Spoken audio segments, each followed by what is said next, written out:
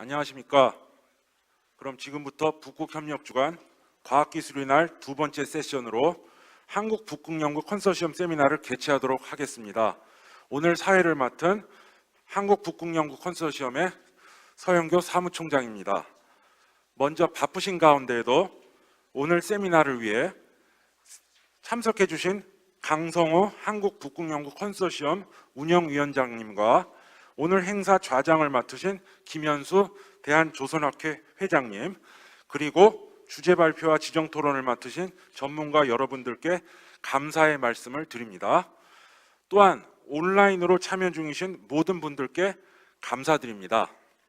오늘 세미나는 한국북극연구 컨소시엄이 해양수산부 지원으로 지난날 발간한 극지 이슈 리포트가 다룬 8개 주제 중에서 3개의 중심 주제를 선정하여 극지활동진흥법 제정과 북극권에서의 우리나라 경제산업적 진출 전략 세션을 구성하였으며, 그 해당 주제의 저자분들과 지정 토론자분들을 모시고 행사를 진행하고자 합니다.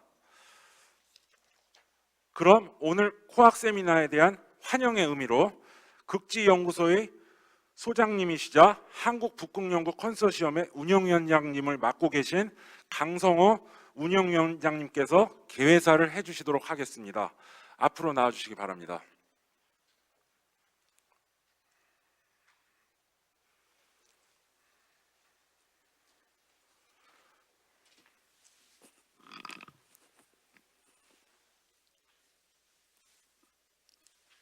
네. 안녕하십니까. 극지연구소 소장이자 한국북극연구 컨소시엄 코아크 운영위원장을 맡고 있는 강성호입니다. 먼저 우리나라에서 북극을 주제로 하는 가장 큰 행사인 북극협력주간에서 한국북극연구 컨소시엄이 세미나를 개최할 수 있도록 아낌없이 지원을 해주신 36개 회원기관과 관계자분들께 진심으로 감사드립니다. 특별히 오늘 이 행사가 개최되도록 지원해 주신 해양수산부 관계자분들께 감사의 말씀을 드립니다. 2013년에 수립된 범부처 북극정책 기본계획을 기반으로 해서 2015년에 출범한 한국북극연구 컨소시엄은 산업계, 대학, 연구계 등 36개 회원기관이 그동안 적극 참여해 주시고 지원해 주신 덕분에 2030 북극연구 중장기 로드맵 수립에서부터 극지 이슈 리포트 발간, 북극서클 총회에서 컨소시엄 세션 개최, 그리고 국내 북극협력주간에서 매년 연례 세미나를 개최할 수 있었습니다. 또한 북극인문사회 및 산업분야 기획연구 수행 등 회원기관의 전문성을 기반으로 다양한 연구 영역을 발굴하고 그 활동 범위를 확장할 수 있었습니다. 특히 그간 북극협력주간에서 북극연구 컨소시엄 세미나는 북극의 과학, 산업, 정책 등의 전 분야에 대한 주요 이슈를 확인하고 융복합적인 관점에서 미래 비전과 대안을 제시하는 연례 행사로 자리매김하였습니다.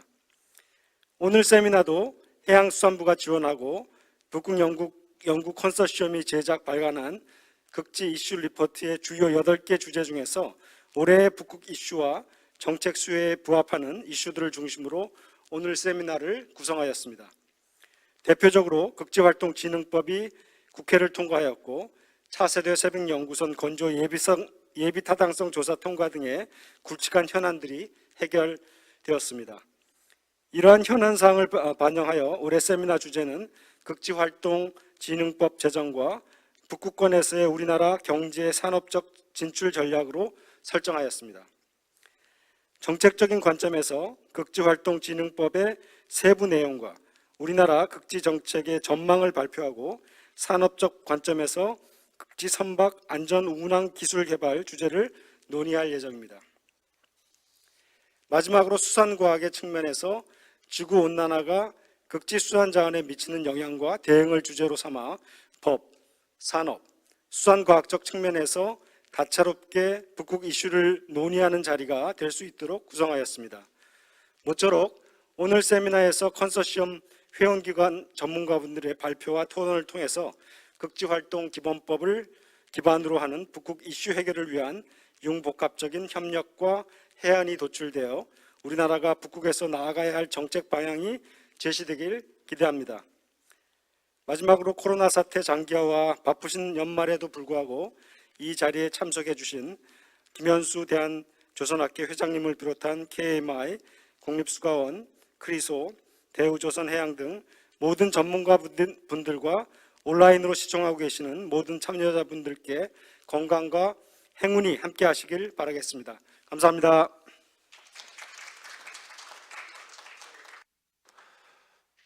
네, 감사드립니다. 그럼 본격적으로 발표를 시작하도록 하겠습니다. 각 발표자분들은 원활한 행사 진행을 위해 발표 시간 20분을 정확하게 지켜주시면 감사드리겠습니다. 그럼 첫 번째로 극지활동진흥법 제정과 우리나라 극지정책의 미래라는 주제로 극지연구소 최영준 정책개발실장님께서 발표를 해주시겠습니다. 네, 시작해 주시기 바랍니다. 예, 안녕하십니까. 극지연구소에서 정책개발실장을 맡고 있는 최영준입니다. 오늘 저는 극지활동진흥법 및 하위법령의 주요 내용에 대해서 제정 이유와 어떠한 기대가 있는지에 대해서 말씀드리도록 하겠습니다. 네, 사실 극지활동진흥법은 이번에 세 번째 입법 활동을 통해서 통과된 법률입니다. 지난 19대, 20대에도 입법이 됐었지만 일부 쟁점 조항이 있어서 국회에서 회기 만료로 자동 폐기가 되었었고, 이번에 세 번째 21대 국회에서 쟁점 조항을 삭제하고 주요 진행 내용 위주로 입법이 되어서 신속하게 제정이 되었습니다. 사실 19대, 20대에 대해서는 저희 서원상 부장님이나 또는 다른 박사님들께서 먼저 백업을 많이 해주셨고, 제가 지금 시기에 21대 국회에서의 입법 활동을 지원했기 때문에 본 발표를 진행하게 되었고, 21대 주요 내용에 대해서 중심으로 말씀드리도록 하겠습니다. 먼저 극지활동진흥법 제정 목적에 대해서 말씀드리겠습니다.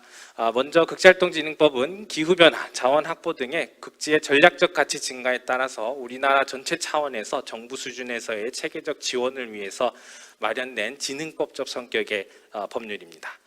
기존의 극지와 관련해서는 남극활동진흥법 및 환경보호에 관한 법률이 있었지만 이 법은 사실은 국제조약에 따라서 국제조약 의무 수행을 위한 국내의 강제적인 의무 수행을 위한 약간의 규제법적인 성격이 있었고, 우리나라만 좀 특이하게 남극연구활동 진흥기본계획이라든지 일부 진흥 내용이 가미되어 있었고, 그에 따라서 현재 제4차 남극연구활동 진흥기본계획이 수립되는 등 남극법에 따라서는 사실은 남극에 대한 부분에 대한 계획은 수립이 되고 있었습니다.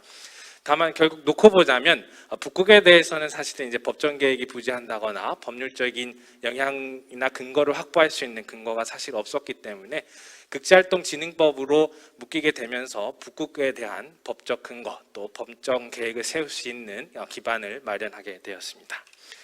재정 경과에 대해서 말씀드리면 제21대 국회가 개원하고 20년 12월에 정부 발의로 기존의 국회 입법과 달리 이번 극지활동진흥법이 제출이 되었습니다. 그리고 좀 신속하게 저희가 놀랄 정도로도 신속하게 진행이 돼서 3월 24일에 국회 본회의가 의결되었고 20일 국무회의 공포를 통해서 제정된 후에 현재 하위법령까지 제정해서 10월 14일부터 극지활동진흥법이 시행이 되고 있습니다. 그래서 주요 특징에 대해서 말씀을 드리면 극지활동 진흥을 위한 일반법적 성격을 가지고 있는 법률로 봐주시면 되겠습니다. 그래서 목적, 이념, 연구개발, 인력 양성, 경제활동 진흥 등에 대해서 일반적이고 선언적인 조문을 사실 담고 있습니다.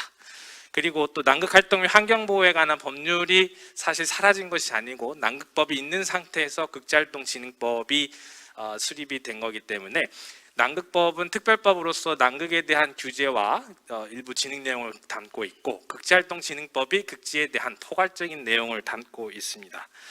그래서 극지법 제5조에 보시면 극지활동과 관련해서 다른 법률에 특별한 규정이 있는 경우를 제외하고는 이 극지법에서 정하는 바에 따른다 이렇게 규정이 되어 있고 6조 1항에는 극지활동 진행 기본 계획을 수립할 때에는 남극연구활동진흥법에 있는 남극활동 진행 기본 계획과 남극에 대해서는 연계해서 수립을 해야 된다. 이렇게 법 조문으로 연계가 되어 있습니다. 그리고 또 이제 진흥법적 성격이 있기 때문에 그 진흥을 위해서 극지활동 진행 기본 계획 수립, 통합정보 시스템 구축, 그리고 안전관리 체계 구축 등의 후속 조치와 진흥을 위한 기반 체계 마련에 대한 내용을 담고 있습니다. 자, 그럼 이제부터 재정의의에 대해서 본격적으로 말씀드리겠습니다. 첫째로는 우리나라가 극지를 바라보는 관점과 접근법의 전환이 있었다고 감히 좀 말씀을 드릴 수 있겠습니다. 기존의 남극법 재정 목적을 보게 되면 남극조약과 환경보호 의정서에 따라서 국제협력체제의 참여와 필요사항 규정을 통해서 과학기술 발전에 기여한다고 국제법적 성격의 의무 이행과 과학 발전에 대한 기여라는 부분으로 사실 좀 제한이 있었습니다. 다만 이제 극지법 재정 목적을 보게 되면 지속 가능한 발전과 체계적인 극지 활동 진흥의 육성 지원 사항에 대한 규정을 통해서 국가 경제 발전과 국민 삶의 질 향상, 인류 공통의 문제 해결에 이바지한다는 것으로 좀 더 폭넓게 재정 목적이 제정되어 있고, 기존의 과학 연구나 환경에 대한 부분뿐만 아니고 경제나 지속 가능한 개발, 우리 또 삶의 문제에 영향을 미치는 문제까지 해결한다고 보다 적극적인 관점을 제시하고 있습니다. 그래서 법률이라는 것이 국내법이긴 하지만 어쨌든 국가가 극지를 어떻게 바라보는지에 대해서 국내뿐만 아니고 만방에 공표를 한 것이기 때문에 이 점에 있어서는 극지법을 통해서 우리가 극지에 다가가는 방법과 인식에 큰 변화가 있었다고 평가해 볼 수 있겠습니다. 두 번째로는 극지활동 기반 시설 운영에 대해서 극지활동 수행의 법적 기반을 확보하게 됐다는 데 큰 의의가 있습니다. 사실 이제 정책 지원을 하면서 가장 약간 궁색했던 부분이 있는데요. 사실 외부나 또 부처에서도 극지활동이 어떤 근거를 가지고 수행을 하냐 이렇게 물었을 때 사실 답할 근거가 없었습니다. 법적 근거가 없었기 때문에 극지 연구가 왜 필요하고 기후변화와 맞물려서 어떠한 논리로 진행이 돼야 되는지에 대해서 설명을 주로 했었는데, 극지법이 제정되면서 이제는 극지 활동에 대한 부분이 국제협력, 인력 양석, 연구개발, 활동 인프라 운영에 대해서도 극지법 몇 조 몇 항에 의해서 우리가 수행하고 어떻게 하고 있다, 이러한 법률적 근거를 당당하게 말할 수 있게 됐습니다. 세 번째로는 앞서 잠깐 말씀드렸지만 극지 활동에 대한 법적 지원 기반이 확대됐다는 의미가 있습니다. 극지법에 따라서 이제 북극권을 포함한 법적 기반과 법정 기본계획을 수립할 수 있게 됐는데요. 기존에 13년에 북극정책 기본계획도 세웠고 18년에 북극활동진행기본계획, 그리고 이번에 2050 북극활동 전략도 수립을 했지만 사실은 법률에 근거한 것이 아니고 국무회의 의결을 통해서 발표된 정책이었습니다. 그리고 남극은 이제 계속 지금 3차까지 해서 4차까지 수립하고 있듯이 법정 기본계획으로 남극 연구활동 진행 기본계획을 계속 지속적으로 수립을 하고 있었고요. 결국은 이제 북극이라는 빈 공간에 대해서 극지활동 진행 기본계획을 통해서 법률적인 계획을 마련할 수 있게 된 것으로 평가할 수 있겠습니다. 네 번째로는 남북극을 포괄하는 세계 유일의 사례입니다. 이번 개막식에서 장관님께서도 발언에서 말씀을 하셨지만 세계 최초로 남북극을 포괄하는 법률적인 통합 체계를 가질 수 있게 되었습니다. 이제 남극에 관련해서는 대부분의 국가가 남극법을 가지고 있습니다. 즉 우리나라처럼 국제 의무와 환경보호, 과학적 기술 발전을 위해서 저희와 유사한 성격의 조항을 가지고 있는 남극법들을 남극 활동을 하는 대부분의 국가가 가지고 있고요. 북극에 관련해서는 북극 관련된 법률은 연안국들이 주로 가지고 있습니다. 왜냐하면 연안국들에게 북극은 남의 나라 땅이 아니고 자기 땅이기 때문에 그에 대한 환경보호, 해상안전, 해양환경 등에 대해서 규제 내용 또는 진흥 내용을 담은 법률을 가지고 있습니다. 그리고 저희가 이제 이 작업을 하면서 계속 이제 리서치를 했는데 가장 유사한 법률로는 1984년에 제정된 미국의 북극 연구 정책 법이 있습니다. 그래서 그 법에는 우리와 유사하게 부처 간의 협의체를 구축할 수 있는 내용, 그리고 과학 연구를 컨트롤할 수 있는 위원회 설립, 그리고 북극 연구 기본 계획을 5개년 주기로 수립하게 되어 있어서 우리와 상당히 유사한 내용을 많이 가지고 있고, 다만 북극에 한정되어 있다는 특징이 있겠습니다. 그래서 그런 의미에서 우리나라가 여러모로 찾아보았지만 남북극을 함께 포괄하는 법률을 수립한 것은 세계 최초이자 유일의 사례로 남게 되었습니다. 다음으로 이제 법안의 주요 내용에 대해서 말씀드리겠습니다. 잠깐 특성에서 말씀드렸지만 일반적이고 선언적인 내용들이 좀 담겨 있고요. 그리고 극지활동 수행체계 구축에 대해서 구체적인 내용들을 담고 있습니다. 그리고 또 진흥과 법적 근거 확보에 대해서 이 법에 예를 들면 정부가 이 분야에 있어서 어떠한 정책을 수립해서 지원해야 된다, 이러한 사항들이 담겨 있습니다. 보다 자세한 조항별 의미는 뒤로 가서 다시 한번 말씀드리겠습니다. 그래서 제가 이제 법 조항에 대해서 체계 구축과 법적 근거 확보에 대한 주요 내용을 위주로 정리를 해봤는데요. 첫째로는 극지활동 진흥 기본계획을 수립하게 되면서 앞으로 5년 단위로 매년 기본계획과 시행계획을 수립해서 23년부터 27년까지 앞으로 계획을 수립할 예정으로 있고, 이 계획에는 현재 수립한 2050 북극활동 전략을 바탕으로 5년 단위의 세부 계획이 반영돼서 과학연구뿐만 아니고 경제, 산업, 조선, 항로, 에너지까지 모든 포괄적인 내용이 담길 예정으로 있습니다. 그리고 이제 제13조에 보면 극지 통합정보 시스템 구축에 대한 내용이 담겨 있는데요. 이 법을 지원하는 과정에서 많은 진흥법적인 부분들을 살펴봤는데 대부분의 진흥법이 이와 같이 통합정보 시스템을 구축 운영한다는 내용을 포괄하고 있습니다. 그래서 이 통합정보 시스템 구축 운영을 통해서 이 법이 진흥법적인 성격을 나타내는 가장 특징적인 조항이라고 볼 수 있겠고요. 앞으로 이에 따라서 이제 정부와 극지연구소는 앞으로 예산을 확보해서 극지연구 데이터, 또 극지 관측 자료, 공간정보 시스템, 안전항로 시스템, 위성자료 등에 대해서 체계적으로 하나의 플랫폼에 모아서 관리를 해야 하는 과제를 안게 되었습니다. 그리고 또 하나는 이제 극지 사고 예방과 신속한 대응을 위해서 안전관리 체계를 마련하게끔 법적으로 조항이 되었고, 이에 따라서 안전관리 지침 수립, 기반 시설에 대한 안전 점검 등을 수행할 예정으로 있습니다. 그리고 그간에 우리가 계속 해오던 연구개발, 그리고 기반 시설 운영, 국제 협력에 대한 부분이 법으로 근거가 되었고요. 이제 마지막으로 하나 주목할 만한 것은 그동안 이제 극지연구소가 임무를 수행했습니다만 여러 가지 사업들에 대해서 용역 사업으로 수행을 한 부분들이 많이 있었습니다. 근데 이제 이 법을 통해서 이제 어떠한 기능에 대해서 어떤 기관에 업무를 위탁할 수 있는지에 대해서 명확하게 근거가 확보되었기 때문에 이런 연구를 수행하는 기관에 있어서도 앞으로는 명확한 위탁 근거를 가지고 업무를 수행할 수 있게 되었습니다. 그리고 이제 시행령과 시행규칙이 사실 법이 4월에 제정됐지만 10월에 시행되면서 6개월 동안 이제 시행령과 시행규칙의 절차를 밟게 되었고, 법에서 대통령령 또는 시행규칙으로 정한다고 한 부분에 대해서 저희가 대통령령 10개조, 해양수산부령 3개조로 시행령과 시행규칙을 마련했고 법과 동시에 21년 10월부터 시행이 되고 있습니다. 그래서 극지활동 진흥 시행령에 대해서는 기본계획 수립, 또 실태조사, 전문인력 양성, 업무 위탁, 그리고 극지활동에 필요한 기반시설 안전관리 등에 대해서 법률에서 세부적인 내용으로 정하도록 위임된 사항에 대해서 보다 명확하게 제시를 하고 있고, 시행규칙의 주된 내용은 극지 통합정보 시스템 구축과 관련된 내용입니다. 제13조에 보시면 관련된 내용은 극지법 중에 유일하게 시행규칙으로 위임한다고 되어 있어서 시행규칙에 극지 통합정보 시스템에 대해서 정의와 또 어떠한 대상들이 포함이 되어야 되는지에 대해서 제시가 되어 있습니다. 그래서 계속 이제 말씀을 드리면 이제 후속 조치를 시행을 해야 되고요.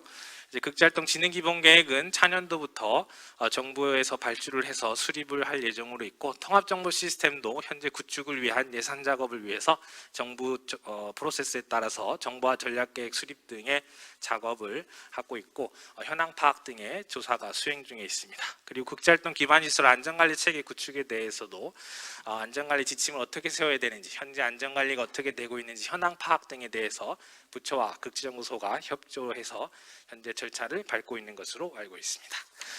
마지막으로 이 법에 따라서 앞으로 어떻게 이제 극지 연구가 변해 나갈지에 대해서 잠깐 말씀을 드리면, 첫째로는 극지 활동에 대한 국가 차원의 공통된 인식과 수행 체계를 확보했다고 평가할 수 있겠습니다. 그래서 이제는 법적 기반을 가지게 되었고, 이 법에 따라서 수립되는 법정 기본계획에 따라서 극지를 포괄하는 극지활동 기본계획을 수립할 수 있는 정책적 기반을 가지게 되었습니다. 그리고 이 법에 따라서 보다 구체적으로 통합 정보 관리라든지 안전 관리를 할 수 있는 체계를 구축하게 되었고, 여기에 또 뜻깊게도 21년부터는 차세대 새벽 연구선이라는 첨단 연구 인프라를 확보함으로써 이 법의 수행과 목적 달성에 기여하는 첨단 인프라까지 함께 확보할 수 있는 큰 의미가 있는 해가 됐습니다. 그리고 두 번째로는 산학연 간의 유기적으로 연계된 극지활동 협력 생태계 활성화에 법이 기여할 수 있을 것으로 예상을 할 수 있습니다. 예를 들면 통합정보 시스템만 하더라도 극지연구소가 과학 데이터를 가지고 있기는 하지만 항로 정보라든지 극지 기지 주변의 수로 정보, 그리고 또 위성 정보, 이런 부분에 대해서는 다양한 기관이 함께 참여해야 됩니다. 그래서 국토지리원이나 또는 해양조사원도 함께 해야 되는 부분들이 있고요. 그래서 그런 식으로 저희가 협력 생태계를 마련해 나가야 하고, 인력 양성만 하더라도 과학연구자뿐만 아니라 정책연구자, 그리고 인프라 전문가, 그리고 특히 세빙선으로 오게 되면 안전관리자와 아이스 파일럿까지 함께 양성을 해야 되기 때문에, 이거는 더 이상 이 법에 따라서 지능을 위한 시책을 시행하더라도 어떤 한 개의 기관이 다 할 수 없는 그런 이제 수준이 되었습니다. 그렇기 때문에 극지와 관련되고 또 거기에 지원할 수 있는 모든 기관들이 함께 협업을 해야 이제 생태계와 법의 의무를 수행할 수 있는 그런 상황이 되었습니다. 그리고 이제 마지막으로는 법률적 조항에 따라서 특이 사항을 살펴볼 수 있겠는데요. 현재 제4차 난극연구활동 진행 기본계획에 대해서는 국가과학기술자문회의의 심의를 거쳐서 확정하게 되어 있습니다. 근데 이제 극지활동진흥기본계획은 법제처에서도 왜 국무회의인지에 대해서 물어보긴 했지만 국무회의의 심의를 거쳐서 확정을 하게 됐습니다. 저도 정책부서에 와서 과기관계 장관회의, 국무회의 등에 대한 정책을 올리는 것을 지원을 해봤는데, 국무회의에 올리는 것이 훨씬 더 까다롭고 다양한 분야를 포함해야 하는 어려움이 있는 작업입니다. 따라서 이제 국무회의 심의를 거쳐서 통과가 되다 보니 정책적 위상도 높아지고, 또 극지연구에 대한 타당성, 수행 필요성, 또 이슈와 공론화 과정에서 어느 정도의 우위를 점할 수 있는 이점이 있다고 해석해 볼 수 있겠습니다. 그래서 지금까지 주요 내용과 앞으로 미래상에 대해서 한번 살펴봤고요. 보다 자세한 내용은 토론을 해나가면서 말씀드릴 수 있도록 하겠습니다. 이것으로 발표를 마치겠습니다. 감사합니다. 네, 감사드립니다. 정확하게 시간 지켜주셔서 감사드립니다. 극지활동진흥법 제정과 배경, 내용, 의의 그리고 미래상에 대해서 발표해 주셨습니다. 두 번째로 디지털 트윈 기술을 활용한 극지운항 선박 안전운항 기술 개발 현황과 미래 전망이란 주제로 선박해양 플랜트 연구소 정성엽 박사님께서 발표를 해주시겠습니다. 네, 시작해 주시기 바랍니다. 네, 안녕하십니까. 방금 소개를 받은 선박해양플랜트 연구소의 정성엽입니다. 일단 발표에 앞서서 이런 자리를 마련해 주신 극지연구소 강성호 소장님께 감사의 말씀을 드리고요. 그리고 또 이런 발표 기회를 주셨던 한국북극연구컨소시엄의 서영교 사무총장님께도 감사의 말씀을 드리겠습니다. 일단 오늘 제가 말씀드릴 내용들은 여러분도 아마 다들 잘 알고 계실 것 같습니다. 4차 산업혁명 관련해서 가장 큰 키워드 중에 하나가 디지털 트윈이 되겠고요. 이런 디지털 트윈 기술들이 실제 극지 선박에 어떻게 적용될 수 있는지, 그리고 미래는 어떻게 전개가 될지 말씀을 좀 드리도록 하겠습니다. 일단 발표는 다음과 같은 순으로 진행을 좀 하도록 하겠습니다. 일단 디지털 트윈이라는 얘기를 좀 드리기 전에 아마 산업혁명 얘기를 먼저 좀 드려야 될 것 같습니다. 여러분들 다들 잘 알고 계시겠지만 산업혁명은 1차부터 4차까지 진행을 해오고 있는데요. 일단 1차 산업혁명은 1700년대 중반부터 발생을 했던 사건이 되겠습니다. 가장 큰 키워드는 증기기관의 등장이 되겠고요. 이런 증기기관의 등장으로 인해서 노동력이 대체되는 효과를 가져오게 되었고, 이로 인해서 생산성이 크게 향상되는 효과를 갖고 오게 되겠습니다. 그리고 그 이후에 1800년대 중반부터 2차 산업혁명이 도래를 하게 되었는데요. 2차 산업혁명의 가장 큰 키워드는 전기 에너지의 등장이 되겠습니다. 이런 전기 에너지 등장으로 해서 상품의 대중화를 가져오는 계기가 마련이 되었고요. 20세기 중반부터 3차 산업혁명의 시대로 접어들게 되겠습니다. 3차 산업혁명 같은 경우에는 주로 이제 컴퓨터나 여러분들 아시다시피 인터넷의 발전으로 인해서 사람들은 정보화 시대를 살아가게 되었고요. 이제 저희는 이제 현재 4차 산업혁명 시대를 살아가고 있게 되겠습니다. 일단 4차 산업혁명 시대는 산업구조 전반에 큰 변화를 발생을 시키고 있습니다. 특히 이제 기술들 간의 지능화나 융합화를 통해서 현재 사회는 초연결화 영역으로 진입을 하고 있게 되겠는데요. 특히 그 중에서도 디지털 트윈이라는 새로운 패러다임이 등장을 하게 되었습니다. 이런 디지털 트윈이라는 것들은 실제 가상의 공간과 실제 현실을 융합하는 기술이 되겠고요. 잠깐 그림에서 보시는 것처럼 실제 환경이 아닌 가상의 공간에 디지털화가 되어 있는 모델을 구축한 다음에 실제 환경에서 모사할 수 없는 환경들을 모의나 모사 과정을 통해서 현상을 예측하고 분석하는 데 활용되는 기술이라고 보시면 될 것 같습니다. 일단 디지털 트윈 기술들 같은 경우에서는 4차 산업혁명 핵심 기술과도 각각 연계를 통해서 기술 발전이 급격하게 이루어지고 있습니다. 여러분들 다들 잘 아시는 바와 같이 4차 산업혁명의 핵심 기술은 크게 4가지로 구분을 할 수가 있게 되겠는데요. 일단 첫 번째, 물리 대상이 어떤 연결한 상태를 통해서 정보를 서로 주고받고 공유할 수 있는 사물 인터넷 기술들이 큰 축이 되겠습니다. 그 다음으로 실제 센서를 통해서 정보를 획득한 다음에 이 정보를 좀 더 유의미하게 해석하기 위한 어떤 정보 플랫폼 형태가 빅데이터가 되겠고요. 이런 빅데이터 정보를 바탕으로 해서 새로운 사회 문제를 해결하기 위한 기술들이 어떤 알고리즘화 돼서 인공지능이라는 기술들이 새롭게 도입하게 되었습니다. 또한 이제 실제 현상과 어떤 그 가상의 현상들을 같이 혼합시켜서 증강현실 기술을 통해서 이런 디지털 기술들이 활발하게 전개가 되고 있게 되겠고요. 이와 함께 여러분들 아마 잘 아실 수 있을 것 같은데 실제 예전에는 중앙 집중형 저장 시스템을 갖고 있는 반면에 현재는 이제 분산형 저장 집중 기술인 블록체인 기술을 활용을 하게 되면서 실제 데이터를 활용하는 과정에서 보안성은 높이게 되겠고 데이터를 효과적으로 관리할 수 있는 기능도 향상을 시키게 되었습니다. 또한 예전에는 IT 서버 시스템을 본인이 구축을 하고 활용을 하게 되었는데요. 최근에 이제 웹 베이스 기반을 통해서 이런 클라우드 시스템을 활용을 하게 되면은 실제 이런 사용자가 서버나 스토리지가 없더라도 인터넷상에서 이런 기술들을 활용할 수 있게 되는데 아까 말씀드렸던 총 6가지 기술과 디지털 트윈 기술들이 각각 혼합이 되어서 새로운 플랫폼과 기술들을 개발하고 있게 되겠습니다. 그렇다면 이제 실제 디지털 트윈 기술들이 산업계에 어떻게 좀 활용이 되는지 말씀을 드리도록 하겠습니다. 일단 디지털 트윈 기술 같은 경우는 종래에서는 주로 이제 제조업에 많이 활용이 되고 있는데요. 지금 최근에서는 이제 현실 문제를 좀 해결하기 위해서 산업계 다양한 분야에서 활용이 되고 있습니다. 일단 뭐 도시나 교통, 물류, 에너지 분야의 전 영역에서 사용이 되고 있는데요. 이런 새로운 사회 문제를 해결하기 위해서 디지털 트윈 기술들이 새롭게 적용이 되고 있습니다. 각각의 사례를 좀 더 말씀을 드리게 되면은 실제 이제 도시 분야 같은 경우에서는 도시 계획과 관련된 사항들, 어떤 건물을 배치하는 과정에서 일조권이나 조망권을 어떻게 영향을 미칠지 판단을 할 때 디지털 트윈, 즉 스마트 시티 모델이 지금 활용이 되고 있게 되겠고요. 일단 또 교통 분야에서는 실제 교통 흐름 분석을 통해서 어떤 교통량을 제어하고 분석을 하거나 실제 사고가 발생하는 경우를 대비하기 위해서 디지털 트윈 기술들이 활용이 되고 있습니다. 또한 물류 분야에서는 실제 물류 과 관련된 상이나 상하역과 관련된 장비들의 모니터링 기술들, 그리고 물류 전체 흐름에 대한 상태 모니터링을 통해서 실제 궁극적으로는 생산성을 향상시키는데 디지털 트윈 기술들이 활용이 되겠고요. 끝으로 이제 에너지 분야에서는 주로 이제 각각의 기능을 갖고 있는 발전소 개념들을 디지털 트윈화 시키면서 가상의 발전소 구축을 통해서 하나의 통합된 모듈로 관리하는 데도 활용이 되고 있습니다. 그렇다면 이제 디지털 트윈 기술들이 조선이나 해운 산업에 어떻게 영향을 좀 미치고 있는지 말씀을 드리도록 하겠습니다. 일단 잠깐 보시는 사진들이 실제 선박들이 운행되는 과정에서 배출되는 배출 가스를 보여드리고 있는데요.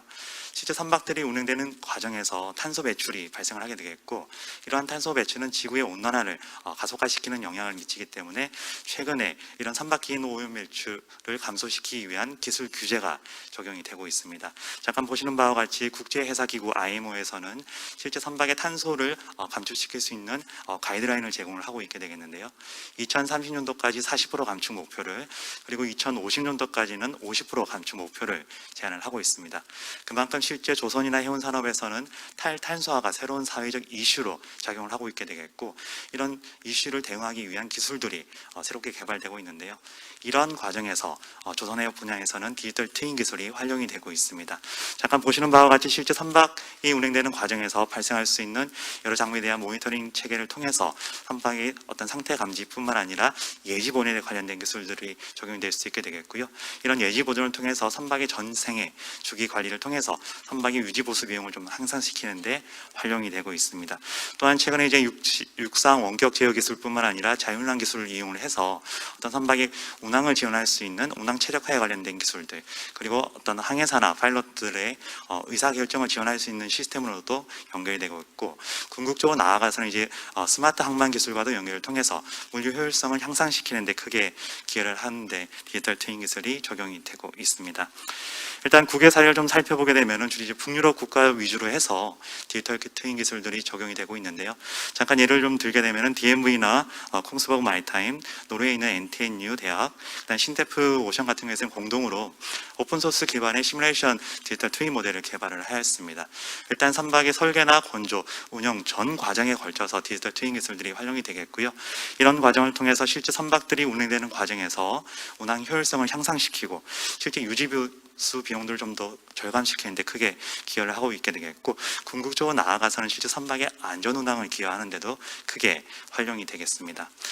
그렇다면 이제 국내 경우를 좀 살펴볼 수 있게 되겠는데요. 국내 같은 경우는 가장 강점인 정보통신 기술을 바탕으로 해서 실제 IoT 기술뿐만 아니라 빅데이터, AI 기술들을 활용을 해서 선박들의 디지털 트윈 기술들이 적용이 되고 있습니다.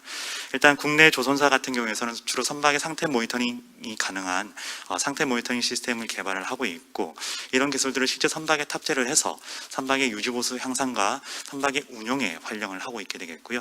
오른쪽에 보시는 사진과 같이 실제 선박이 운행되는 과정에서 증가현실과의 기술 융합을 통해서 선박들이 운행되는 과정에서 위험한 구간들을 미리 식별해서 회피할 수 있도록 하는 항해 지원에도 활용이 되고 있다고 보시면 될 것 같습니다. 그리고 이제 해운업계를 좀 살펴보게 되면은 실제 해운업계에서는 디지털 트윈 기술들이 좀 더 일찍 적용이 되고 있습니다. 밑에 보시는 바와 같이 네덜란드 노테르담 항이나 싱가포르 항에서 디지털 포트 개념이 좀 도입이 되고 있는데요. 물류 전 과정에 적용이 돼서 실제 어떤 암벽 스케줄링에 관련된 사항들, 실제 선박들의 벙커링 프로시저, 그다음에 선박의 접안이나 이항에 관련된 모든 계획들을 수립하는데 디지털 트윈 기술들이 활용이 되겠고, 이런 스마트 포트 개념이 새롭게 도입되면서 어떤 그 해운업계에서도 효율성을 향상시키는데 크게 디지털 트윈 기술들이 적용이 되고 있겠습니다. 그렇다면 실제 디지털 트윈 기술들이 극지운항 선박에 어떻게 좀 적용되는지 한번 말씀을 좀 드리고자 합니다. 일단 북극은 새로운 환경 변화가 급격하게 발생을 하고 있습니다. 아마 여러분들 많이 알고 계실 것 같은데 실제 북극 지역의 지구 온난화로 인해서 해빙 면적이 급격하게 줄어들게 되겠고, 밑에 잠깐 보시는 것처럼 2021년도 여름철 북극 해빙 면적은 거의 상당 부분이 줄어든 것들을 알 수 있게 되겠습니다. 매년 통계에 따르면 한반도 면적이 한 6배에서 7배 정도의 얼음 면적이 지금 유실되고 있는 것으로 보고가 되고 있는데요. 이처럼 이제 북극 지역에 상당히 많은 얼음이 녹게 되면서 예전에는 이제 얼음으로 덮여 있었기 때문에 어떤 접근성이 어려웠던 북극의 천연 자원 개발이 활발하게 진행이 되고 있습니다. 특히 이제 북극 쪽에는 천연 가스나 석유가 상당량이 매장되어 있는데요. 이런 것들을 적극 개발하기 위한 연구 프로젝트가 진행이 되고 있게 되겠고, 특히 러시아 같은 경우에는 이제 북극의 연안을 가지고 있기 때문에 러시아의 연안에 부존되어 있는 선연가스를 개발하기 위한 연구 프로젝트가 국가 단위로 진행이 되고 있습니다. 잠깐 밑에 사진을 좀 보시게 되면은 2016년도에서는 실제 북극권 지역에서 LNG 선박들의 통항이 거의 없는 것을 알 수가 있게 되는데, 야말 프로젝트 이후에 2019년도의 현상을 좀 보시게 되면은 상당히 많은 선박들이 북극의 지역을 운항하고 있는 것을 알 수 있게 되겠고, 이러한 환경 변화로 인해서 디지털 트윈 기술들이 극지운항 선박에 좀 적용이 되고 있는 사례가 되겠습니다. 그리고 또 아시는 바와 같이 올 3월 달에 선박의 좌초 사고가 하나 있었습니다. 주로 이제 남방 항로가 일컫게 되는데 수에즈 운하를 통과하는 항로가 되겠고요. 이런 수에즈 운하를 통과하는 항로에서 초대형 컨테이너 선박들이 자초가 되면서 양방의 통행을 막는 사고가 발생을 하였습니다. 이는 실제 남방 항로를 통과하는 선박의 어떤 물류 체계를 마비시키는 사건이 발생을 하게 됐는데요. 이런 사건을 계기로 실제 많은 선주들이나 화주들이 요구했던 것들 중에 하나가 새로운 대체 항로의 필요성을 언급을 하게 되었습니다. 이러한 관점에서 러시아 같은 경우에는 이제 북극 항로를 새로운 대체 항로로서 적극 강조를 하고 있게 되겠고요. 여러분들 아시는 바와 같이 실제 북극 항로는 거리가 줄어들기 때문에 통상적으로 선박의 운항 시간이 줄어들게 되겠고, 운항 시간이 줄어들게 되면 실제 선박에서 배출되는 탄소 가스가 감축이 되기 때문에 이러한 여러 관점에서 북극 항로가 새로운 이슈로 작용할 수 있고 새로운 대체 항로로서 충분히 역할을 가능할 수 있다고 이제 러시아는 특별히 강조를 하고 있게 되겠습니다. 하지만 이제 북극은 얼음이 존재하기 때문에 이런 얼음이 있는 환경에서 선박들이 운행되기 위한 안전에 관련된 기술들이 좀 더 요구가 되고 있겠습니다. 이런 기술들을 해결하기 위해서 상당히 많은 기술들이 개발되고 있는데 아까 말씀드렸던 디지털 트윈 기술들이 이런 기술과 목적을 이루어서 새롭게 개발이 되고 있는데, 일단 이런 사회환경을 바탕으로 해서 제가 두 가지 분야에서 디지털 기술들이 어떻게 적용이 될 수 있을지 도출을 해봤습니다. 일단 첫 번째 기술은 이제 안전 운항에 관련된 기술이 되겠고요. 잠깐 보시는 것처럼 선박들이 운행되는 과정에서 다양한 얼음과의 충돌을 고려를 할 수 있게 되겠습니다. 실제 얼음과 충돌하는 과정에서 선박의 구조적인 손상이 발생을 하게 되면은 실제 사고 현상을 초래할 수 있기 때문에 이런 것들을 사전에 방지하기 위해서 디지털 트윈 기술을 적극 활용하게 되면은 어떤 극한 환경이나 실제 현상에서는 마주하기 어려운 환경들을 미리 시뮬레이션을 통해서 예측을 할 수 있는 기술에 활용이 되겠고요. 또한 또 최근에 많이 활용이 되고 있는 증강현실 기술을 활용을 하게 되면은 북극은 이제 해빙 지도라는 정보를 제공을 하고 있게 되는데 얼음의 두께나 얼음에 모여 있는 밀접도를 제공하게 되는데, 이런 정보를 이제 증강현실 기술과 융합을 통하게 된다면 선박들이 운행되는 과정에서 앞에 있는 지역의 얼음 컨디션들을 미리 파악하는 데 활용이 되겠고요. 이런 과정을 통해서 선박의 안전 운항을 지원하는 데 크게 역할이 되겠습니다. 또 궁극적으로 나아가서 이런 정보를 바탕으로 해서 선박의 최적 항로를 선정을 통해서 선박의 운항 효율성을 좀 더 향상시키는 데도 크게 활용이 되겠습니다. 두 번째 분야는 이제 시뮬레이터 분야를 좀 고려를 해볼 수 있습니다. 일단 시뮬레이터 분야 같은 경우에서는 종래 많이 사용되고 있는 기술들이 선박의 성능을 예측하는 데 활용이 되고 있습니다. 잠깐 보시는 것처럼 실제 선박의 성능을 예측하는 기술들은 기존의 어떤 경험적인 방법을 이용을 하거나 수치 모델을 이용해서 선박의 성능을 예측하게 되어 있는데요. 만약에 선박의 성능에 영향을 미치는 변수들이 좀 더 비성형성을 가지게 되는 경우에서는 이런 종래 방법들을 활용하는데 크게 기술적 한계에 부딪히게 되겠습니다. 그래서 최근에 이제 이슈가 되고 있는 인공지능이나 딥러닝 기술을 이용을 해서 인공신경망이나 심층 신경망 모델을 활용을 하게 되면은 실제 선박의 성능을 예측하는데 크게 확장이 가능하게 되겠고요. 잠깐 보시는 바와 같이 실제 디지털 모델 구축을 통해서 선박의 다양한 운항 환경에 대한 미리 모사를 통하게 된다면은 최근에 많이 적용이 되고 있는 환경 규제나 기술 규제에도 아마 선제적 대응을 하는데 크게 기여가 가능할 것 같습니다. 그리고 궁극적으로 이제 시뮬레이터가 갖고 있는 가장 고유의 기능이 되겠는데요. 시뮬레이터가 갖고 있는 어떤 시뮬레이션, 실제 모의나 모사 과정을 통해서 어떤 항해사나 선장을 배출하는 데도 크게 기여할 수 있기 때문에 인력 양성에서도 아마 크게 기여를 할 수 있을 것으로 판단됩니다. 일단 제가 준비한 내용이 마지막 슬라이드가 되겠고요. 일단 이런 디지털 트윈 기술들이 극지 운항 선박에 적용되면서 저희가 미래 전망을 어떻게 좀 해볼지 크게 세 가지로 구분을 하였습니다. 일단 말씀드린 바와 같이 북극 쪽은 상당히 많은 천연 자원들이 부존이 되어 있습니다. 석유나 천연가스가 매장되어 있기 때문에 어떤 자원의 경제적 안보 측면에서 북극의 진출이 좀 필요하게 되겠고, 실제 이제 북극은 새로운 시장으로서 큰 가능성을 갖고 있기 때문에 선제적인 시장 선점이 좀 필요하게 되겠습니다. 그리고 이제 우리나라 같은 경우에는 주로 이제 그 옵저버 국가에 해당함에도 불구하고 실제 선박을 건조하는 기술력은 세계 최고 수준을 갖고 있게 되겠고, 이와 함께 해운 업계에서 상당히 큰 영향력을 제시를 하고 있습니다. 그렇기 때문에 어떤 조선이나 해운 산업의 지속 가능한 발전을 위해서도 아마 디지털 트윈 기술들이 좀 적용이 되고 나면은 이런 기술들을 선도하는 데 크게 기여할 수 있을 것으로 판단을 하고 있고, 그리고 좀 더 나아가서 이제 거버넌스 구축에서도 지금까지는 약간 좀 소극적인 입장을 좀 취해왔다면 아마 좀 더 앞선 미래에서는 저희가 이제 어떤 거버넌스 체계 구축에서도 아마 좀 강한 입지를 기여하는 데 크게 도움이 될 수 있을 것으로 판단됩니다. 그리고 이제 마지막으로 이제 우리나라의 선제적인 대응 전략을 좀 도출을 할 수 있게 되겠는데요. 가장 중요한 것들은 이제 국내 기업들의 북극 진출을 위한 활성화 전략, 그다음에 활성화를 할 수 있는 역량을 좀 더 강화시키는 것이 필요하게 되겠습니다. 그리고 또 이제 북극 지역은 여러 가지 불확실성을 좀 가지고 있습니다.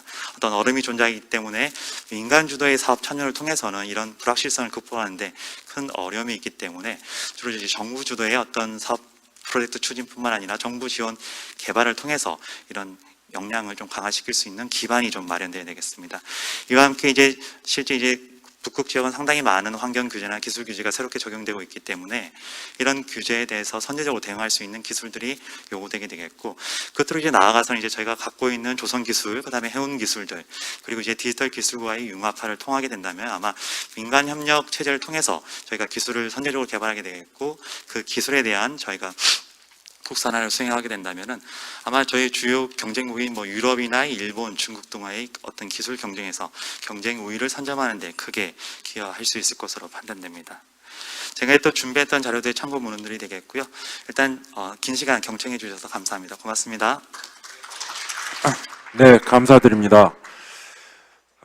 디지털 트윈 기술의 미래 북극 항로 운항 선박 적용 가능성과 전망에 대해서 말씀해 주셨습니다. 이제 마지막 주제 발표가 되겠습니다.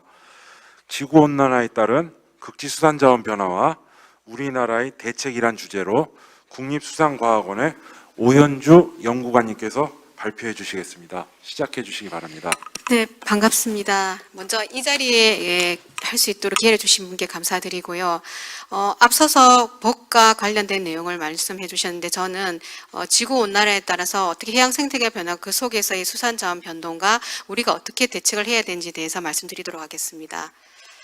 북극은 다 알려지다시피 그 환경 변화에 중요한 역할을 하게 되고 또 지화 자원이라든지 많은 게 묻혀 있고 특히나 해빙이 됨으로 인해서 우리에게 새로운 가치로 다가오고 있습니다. 그런데 일반적으로 우리가 이용하는 데 대해서 앞서서 말씀하셨다면 저는 그 속에서 살고 있는 인간을 포함한 생물이 어떻게 살고 있는가에 대해서 말씀드릴 건데요. 북극이라 하면 우리 북극 사람과 함께 북극군과 함께 같이 유기적으로 이렇게 생태계를 구성하고 있습니다. 다음 그림을 보시면 이게 많이 보셨을 거잖아요. 먹을 게 없어서 통통해야 되는 곰이 이렇게 말라가 있는데 최근에 이거보다 더 큰 연구 결과가 보고되었죠. 이거 혹시 보셨는지 모르겠지만 북극곰이 물범을 먹지 않고 사슴을 이제 잡아먹는 게 이제 보고되었습니다. 이만큼 어떤 지구 온난화라는 게 우리 인간의 측면에 봤을 때는 새로운 항로를 개발하는 측면에서 긍정적인 게 있지만 북극곰의 입장에 봤을 때는 이렇게 생존하고도 관계되는 거라고 보여집니다. 그런데 실제 우리가 북극에 어떻게 해빙이 분포하는지 보면은 감소되고 있는 상황을 볼 수가 있고요. 특히나 전반적으로 우리가 볼 수 있는 것처럼 이제 얼음이 이제 녹아지는 것처럼 지구 온난화라는 게 우리한테 이제 급속도로 다가오고 있고 특히 그린랜드의 빙하의 감소를 보시면은 96년도, 98년도, 2007년에 엄청나게 많은 해빙이 이루어지고 있습니다.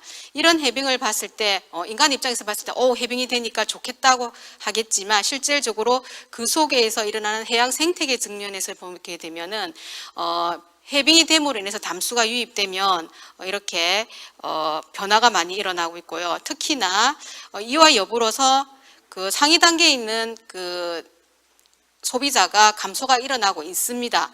근데 특히나 이러한 게 눈에는 보이지 않지만 우리 바다 속에서는 어떤 변화가 일어나냐면 실질적으로는 생산량은 증가되고 있습니다. 담수의 유입됨으로 인해서 어떤 그 화학적 변화와 물리적 변화에서 생산량이 증가되고 있습니다만은 우리가 보지 못했던 특히 바닷속에서의 그 육지의 식물과 같은 역할을 하는 식물 플랑크톤의 종 조성을 보시면은 크기가 작은 아이들이 증가를 하게 되고 또 그 기여도가 조금 감소하고 있지만 전체적으로 그 식물 플랑크톤이라든지 동물 플랑크톤의 생태에서 봤을 때는 저차 기본이 되는 식물 플랑크톤의 종 조성이 변하고 있는 것을 알 수 있습니다. 이와 더불어서 해빙이 되다 보니까 조류도 자체도 이제 서식처가 생기면서 이제 점점 확대가 되겠죠. 이와 더불어서 해빙이 되다 보니까 조류도 자체도 이제 서식처가 생기면서 이제 점점 확대가 되겠죠. 이와 더불어서 해빙이 되다 보니까 조류도 자체도 이제 서식처가 생기면서 이제 점점 확대가 되겠죠. 근데 특히나 이 동물 플랑크톤이 같은 경우에는 우리가 어류들이 먹는 주요한 먹이 생물로서 아주 중요한데, 지금까지는 북극이 워낙 얼어져 있다 보니까 어떤 생태계 측면에 있어서 먹이 생물이 어떤 역할을 하는지에 대해서는 사실은 연구가 되어 있지 않습니다. 물론 그 북극과 인접한 해역에 대해서는 되어 있지만, 해빙이 됨으로 인해서 북극 쪽으로 이제 플랑크톤도 위로 올라가게 되는 거죠. 그와 맞물려서 척지해 같은 경우에는 저수생물층도 변하고 있습니다. 이러한 해빙이 우리가 단순하게 얼음이 녹아서 항로가 개척되겠구나는 측면을 떠나서 해양 생태계가 어떻게 변화를 일으키냐며, 앞서 제가 보여드렸던 먹이망 구물에 있어서 과연 인간이 나중에 받을 수 있는 게 긍정적일까 부정적일까에 대한 고민이 필요할 것 같습니다. 제가 그러면 살펴봤거든요. 해빙이 그러면 수산학적 측면에서 어떤 게 유리할까 보니까 해빙으로 인해 가지고 그 북극 밑에 아북극이라고 하는데 거기에 살고 있는 어류들이 이제 북상할 가능성이 크다고 연구가 되어 있습니다. 보시면 높은 거와 보통 낮은 거를 그룹핑이 되어 있는데, 결국은 이 해빙이 지속되다 보면은 대서양 불볼락이라든지 이제 상업종이 많이 서식처가 확대될 것으로 보입니다.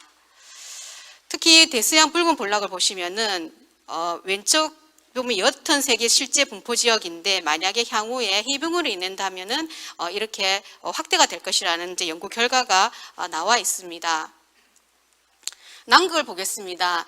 지금 저희가 극지라 하면 북극과 남극을 보고 있는데, 북극 같은 경우에는 이제 새롭게 우리한테 새로운 기회를 제공한다는 측면에서 이제 저희가 어떻게 생태계를 보존하면서 지속적으로 이용할까에 대해서 법도 만들어지고, 또 새로운 그 세빙선을 만들어서 우리가 해야 된다는 게 있지만, 남극 같은 경우에는 현재의 어떤 생태계적인 보증 측면에서 이제 많은 역할을 하고 있습니다. 보시면은 남극은 먹이망이 북극과 달리, 북극은 이제 인간하고 관계되는 것이 있으면 남극은 크릴이 중심이 되어서 새롭게 다른 생물의 먹이 생물도 되지만, 또 우리 인간의 입장에서 보면은 또 몸에 좋은 또 기능성 물질이 있기 때문에 또 그걸 가지고 하는 또 수산 자원적인 측면이 있습니다. 근데 이 크릴이 중심이 되어서 남극에 이제 수산 자원이 유지가 되고 있는데요.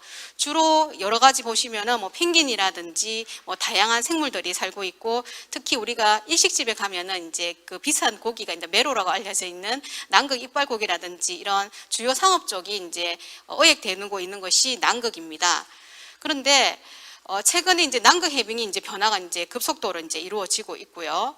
거기에 맞춰가지고 이제 환경적으로도 대기 온도도 상승하게 되면서 남극에 대한 것도 빙하가 녹음으로 인해서 부가적인 해양 생태계가 영향을 끼치고 있는 게 사실입니다.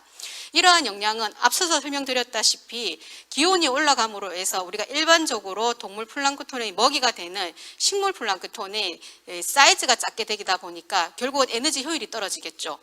예를 들면 저같이 이제 뚱뚱한 사람은 이제 더위에 약해서 힘을 못 쓰지만 에너지가 많습니다. 그런데 저보다 반쪽인 사람은 더위를 잘 견디지만 에너지 효율이 낮는 거죠. 그러면 동물 플랑크톤 입장에서는 어느 아이를 취하느냐에 따라 가지고 에너지 효율도 달라지고 상위의 어류라든지 다른 상위 주요 상업종으로 갔을 때에도 어장의 그 어획량이라든지 생산량이 더 많은 영향을 끼칠 것 같습니다.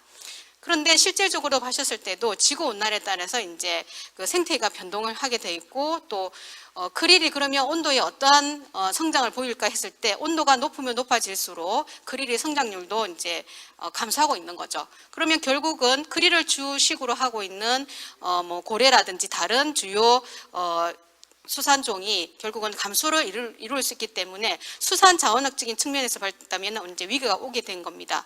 실제로 보시면은 크릴과 그 살프라는 것은 이제 플랑크톤 일종인데 개체수가 변동을 하게 되고 있습니다. 전반적으로 이제 순남극 해역이 어떻게 생태계 변동하냐면, 여러 가지 요인을 했을 때 좌측 그림은 실제적으로 관측했을 때도 보면 서남극 쪽에서 이제 영향을 많이 받아가지고 변동이 일어나는 거고요. 오른쪽 그림 같은 경우에는 예측을 해봤습니다. 다른 요인을 넣었을 때 어디가 많은 영향을 받는가 했을 때 역시나 서남극 해역에서 생태계가 변동한다는 것을 알 수 있었습니다. 자, 이거는 저희 이제 그 남극 조사를 하기 위해서 이제 배에서 찍은 모습이거든요. 그러면 결국은 우리 인간이 어떻게 생태계를 보존하고 또 이용할 수 있으며 지속적으로 함께 갈 수 있는가에 대한 고민이 필요할 것 같습니다. 근데 실제 우리나라에서는 3척 정도는 남극에서 이제 운영을 하고 있지만 크릴이라든지 이빨고기를 어획을 하고 있습니다. 이게 크릴이거든요. 그냥 봤을 때는 이제 새우같이 보이는데 이 아이를 먹는 해양 생물이 있을 것이고 또 여기에서 기능성 물질을 추출해서 또 인간이 먹기도 합니다. 그럼 이 크릴이 차지하는 것은 우리가 지금은 퍼센테이지가 얼마 되지 않지만 결국 궁극적으로는 우리 남극의 생태계에 있어서는 이 크릴이 아주 중요한 위치를 차지할 것 같습니다. 남극 크릴의 주요 어장은 보시다시피 북쪽에 있고요. 어획량은 지속적으로 증가를 하고 있지만 크게 증가하지는 않고 있습니다. 남극 이빨고기입니다. 이빨고기 하면은 남극 이빨고기와 파라고니아 이빨고기가 있는데 약간 차이는 있습니다만 옛날에는 파라고니아 이빨고기를 그렇게 치지는 않았다고 합니다. 그렇지만 수요가 많아짐으로 해서 파타고니아 이빨고기에 차지하는 게 위치가 많이 성장을 하고 있습니다. 이러한 남극 이빨고기에서 어장도 보시면은 크릴과 달리 하부 쪽에 되어 있고요. 어획량은 전체적인 변동이 없지만 우리가 고민해야 될 게 있습니다.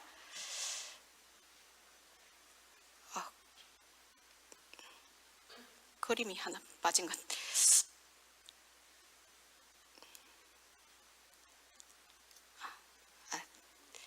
네.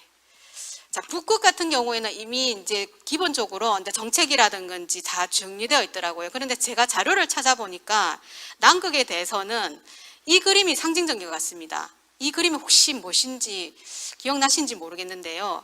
이 그림은 2016년도에 해양생물자원보존위원회에서 로스해를 해양보존구역으로 지정하자는 승인을 하기 위해서 다 사인을 한 거거든요. 그렇다면 북극에 대해서는 우리가 어떤 개발적인 측면에서 우리가 진행을 해야 됐지만 남극 같은 경우에는 보존적인 성향이 강한데 이걸 어떻게 우리가 지속적으로 활용할 것인가에 대한 고민이 필요할 것 같습니다. 그게 맞춰가지고 저희가 이제 찾아보니까 앞에 이제 설명을 해주셨는데 극지활도진흥 법안을 통해서 우리나라 멀리 떨어져 있지만 북극과 남극에 있어서 우리가 어떻게 같이 협력을 해 나갈 수 있는가에 대한 이제 기반을 마련되어 있었고 이걸 토대로 해서 저희가 이제 나가야 할 방향이 있을 것 같습니다. 제가 고민을 해봤거든요. 크게 4가지 측면인 것 같습니다. 우리가 특히 북극 같은 경우에는 연안국에서 그 영유권이 강화되고 임으로 해서 우리는 그렇게 강력한 권리를 요구할 수 없는 입장이 있습니다만은 우리의 과학적 지식을 가지고 결국은 북극의 생태계를 보호하고 남극의 생태계를 보존하는 데 우리가 어떤 역할을 할 것인지에 대한 어떤 과학적인 지식을 제공하면서 어떤 협력적인 나아가기가 필요할 것 같고요. 두 번째는 인프라입니다. 지금 앞서서도 이제 디지털 튜닝이라든지 방법을 해서 어떻게 선박이 안전하고 또 할 수 있는 그 연구를 할 수 있는가에 대한 어떤 요소 기술을 개발한다고 하지만 결국은 멀리 떨어져 있는 북극과 남극에 대해서 우리가 어떻게 잘 할 수 있는 그런 인프라를 구축하고 또한 이런 연구를 할 수 있게 대한 다양한 기관과 역할을 어떻게 할 수 있는가에 대한 게 필요할 것 같고요. 세 번째입니다. 극지 생태계는 보시다시피 지구온난화로 인해서 저차 해양 먹이망에 대해서 상당하게 변동이 일어나고 있습니다. 그걸 연구를 하기 위해서는 실질적으로 단순하게 수온이 높고 식물플랑크톤이 많다 적다가 표현이 아니고 그 안에서 일어나는 하부 먹이 단계에서 어떠한 변동이 일어나서 상위 단계인 크릴이라든지 이빨고기에 영향을 끼친 것에 대한 어떤 그런 대형 프로젝트를 발굴을 해서 실질적으로 보존을 하고 이용하기 위한 게 어느 선인가에 대한 평가가 필요할 것 같습니다. 마지막 전문 인력 양성입니다. 특히 바다라는 것은 연구하기 상당히 어렵습니다. 배를 타고 가야 되는 것도 있지만 그 안에서 이루어져야 될 항목도 엄청나게 많은 걸 알고 있습니다. 그런데 현재는 우리가 우리나라 연근에 대해서도 인력풀이 약하지만 특히 남극 북극에 대해서 하기에는 더 많은 인력이 양성이 필요할 것 같습니다. 그런데 결국은 제가 말씀드리고 싶은 것은 이러한 것을 결국 혼자 할 수 있는 게 아니고 우리 대한민국이 나서서 함께 할 수 있다 하면은 이걸 모든 것을 해결할 수 있을 것 같습니다. 감사합니다. 네, 감사드립니다. 남북국 수산자원의 기후변화에 따른 남북국 수산자원의 영향과 지속가능한 관리, 보존의 중요성에 대해서 말씀해 주셨습니다. 이어 전문가 토론의 시간을 갖도록 하겠습니다. 오늘 토론은 극지기술연구회 차기 회장님이신 김현수 대한조선학회장님께서 맡아주시겠습니다. 그리고 세 분의 토론자를 모셨습니다. 먼저 주제 순서에 따라 한국해양수산개발원의 김민수 실장님, 그리고 대우조선해양중앙연구원의 최중효 박사님, 마지막으로 해양수산개발원의 심성현 박사님께서 각각 맡아주시겠습니다. 그러면 마이크를 김현수 차장님께 넘겨드리도록 하겠습니다. 제 말씀 잘 들리시나요? 네, 감사합니다. 네, 오늘 세 분의 발표를 들었습니다. 이 코아크가 만들어진 지가 한 8년 정도 되는 걸로 제가 알고 있는데, 저도 처음에 코아크 만들면서 이제 그 산업분과 분과장으로 이런저런 활동을 하면서 파운데이션 안에 기여했었는데, 오늘 이 자리에 와서 보니까 또 굉장히 그동안 저변도 많이 넓어지고 좋은 그 발표를 잘 들었습니다. 기본적인 저희가 취지대로 기본적인 세 개의 분과에 대한 컨셉들이 그대로 살아있는 것 같고요. 그래서 오늘 세 분의 발표에 관련해서 정책 관련된 부분들이 기본적으로 발표가 됐고, 그다음에 산업 부분과 수산과학에 대한 부분들이 한 분씩 아마 발표가 된 것 같습니다. 좋은 발표 잘 들었고요. 저희 이제 토론 시간에는 세 분의 연사를 아까 소개해드린 세 분을 모셨는데요. 그 세 분들이 뭐 지금 기존에 발표됐던 세 개의 어떤 그 발표에 대한 질의를 포함해서 추가적으로 혹시 하고 싶은 말씀이 더 있으시면 그런 것들을 좀 더 해주셔도 될 것 같고요.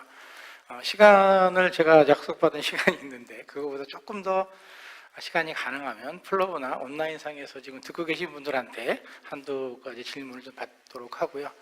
이게 가능하면은 혹시 채팅방 이런 게 가능할지 모르겠는데 질문 이런 걸 좀 남겨주시면 제가 모니터링을 요청을 드려서 일반 참여하는 분들한테도 의견을 한번 듣는 그런 시간을 갖도록 하겠습니다.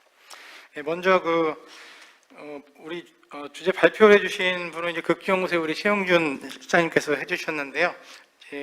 극기 정책을 연구하는 우리나라의 또 대표적인 기관이 KAMI가 있습니다. 그래서 KAMI 우리 국방극지연구실의 김윤수 실장님한테 먼저 마이크를 넘겨서 지정 토론과 관련된 제의를 부탁드리도록 하겠습니다. 네, 부탁드리겠습니다. 네, 방금 소개받은 한국해양수산개발원 북방극지연구실을 맡고 있는 김민수입니다. 우선 의미 있는 자리에 토론으로 불러주셔서 대단히 감사드리고요. 제가 짧지만 발제문을 좀 준비를 해왔습니다. 그래서 발제문을 중심으로 해서 좀 말씀을 드리도록 그렇게 하겠습니다. 우선 동법령이 굉장히 오랫동안 수건이었는데 올해 제정이 되었습니다. 그래서 많은 노력을 기울여 주신 해양수산부와 극지연구소에 감사 말씀 우선 드리고요. 특히 오늘 발표해 주신 최영준 실장님을 비롯해서 많은 실무 관계자 분들이 계십니다. 그래서 그분들께 특별히 또 감사 말씀드리겠습니다. 오늘은 실질적으로 법령을 제정하는 데 많은 기여를 해주신 최영준 실장님께서 오늘 발표를 통해 극지활동진흥법에 대해서 쉽게 그리고 핵심적으로 잘 설명을 해 주셨습니다. 제가 이제 전공이 좀 법입니다. 그래서 좀 말씀을 드리면 법은 두 가지 차원에서 보통 발전을 해오고 있습니다. 첫 번째는 현재 일어나는 현상이 법적인 어떤 안정성을 침해를 할 수 있기 때문에 그러니까 법의 부재로 인해서 침해를 해칠 수 있기 때문에 그것을 법적 안정성을 유지하기 위해서 사후에 제정되는 법률이 있습니다. 그래서 흔히 우리가 이름을 붙여서 무슨 법이라고 하는 게 주로 그런 부분이고요. 두 번째는 앞으로 이제 향후에 여러 사회 경제적 발전 단계에서 예상되는 법적 문제에 사전에 대응하기 위해서 법이 제정되기도 합니다. 그래서 법적 용어로 전자는 렉스 라타라고 해서 있는 법이라는 측면이 있고요. 후자는 렉스 베란다라고 해서 있어야 할 법적인 측면이 있습니다. 오늘 최영준 실장님께서 발표해 주신 이 극지활동진흥법은 이러한 측면에서 후자의 개념에 좀 가깝다고 볼 수 있습니다. 법률 제2조에서 극지활동이 극지환경의 보존과 조화 균형을 이루며 극지의 지속 가능한 발전에 부합하도록 미래지향적인 관점에서 이루어져야 한다고 규정하고 있기 때문입니다. 그래서 극지활동법은 바로 이러한 극지활동의 체계적 극지활동의 지원과 육성을 목적으로 한다고 또 1조에 규정을 하고 있고요. 그래서 후자의 법적 개념에 좀 가깝다고 볼 수 있습니다. 그래서 이러한 관점에서 최영준 실장님께서 발표해 주신 내용에 살을 좀 붙여서 의견도 드리도록 하겠습니다. 우선 그 남북국은 각자 다른 법적인 국제법적인 어떤 체계를 가지고 있습니다. 그런데 저희가 극지활동진흥법을 제정을 할 때 이런 문의들을 해주셨어요. 이미 남극활동 및 환경보호에 관한 법률도 있고 굳이 이걸 통합하는 극지활동진흥법을 제정할 필요가 있는가, 이런 문제를 제기해 주신 분들이 있습니다. 실제로 우리나라가 세계 최초로 남북구 극지통합 법률을 제정을 했다면 그간 다른 국가는 별개의 법률을 계속 유지해 왔다라는 또 반증이 되는 것이거든요. 여기에 대한 개인적인 생각을 말씀드리면 어느 쪽이 더 나을지에 대해서는 정답은 없다고 생각합니다. 이는 극지를 바라보는 정책적 관점, 국가가 가진 역량과 의지, 그리고 잠재력, 국민들의 관심, 지리적 위치 등 많은 요소 등이 고려되어서 정책적으로 결정할 수 있는 그런 부분이라고 생각합니다. 그래서 어떤 옵션, 즉 어떠한 법 체제를 가지더라도 법 제도를 뒷받침하는 어떤 세부적 정책 방안이 마련된다면 이를 뒷받침하면 된다라고 저는 생각을 합니다. 예를 들어서 하나의 기본법이 제정되었다면 시행 계획을 통해서 남북극이 가지는 특수성을 고려해서 정책적 방안을 마련해서 보완하면 되고, 남북극을 다루는 별도의 법 제도를 가졌다면 통합적으로 양 제도를 조율할 수 있는 정보의 기능을 갖추면 된다고 생각합니다. 개인적으로는 극지 통합 법률이 남북극을 아틱, 안타틱이라고 이분법으로 보지 않고 폴라라는 하나의 관점에서 양 지역이 가지는 공통성에 무게를 두고 있다는 점에서 더 점수를 주고 싶고요. 이러한 차원에서 우리나라는 이제 극지활동법이라는 통일된 법제도를 마련했습니다. 근데 법적인 효력 차원에서 남극 활동 및 환경 보호에 관한 법률과 이 극지활동진흥 법률이 법률상 동일한 법적 효력을 가집니다. 그래서 서로 동일한 법적 효력을 가지는 두 법률이 향후 법률을 시행하는 정부 부처와 관련 어떤 기관의 세부 계획 수립과 추진을 통해 상호적으로 저는 잘 운영될 수 있다고 생각을 합니다. 다음으로 이제 법률이 제정되었으니까 이제 실질적으로 어떻게 이행할 것인지에 대한 부분이 새로운 과제로 다가옵니다.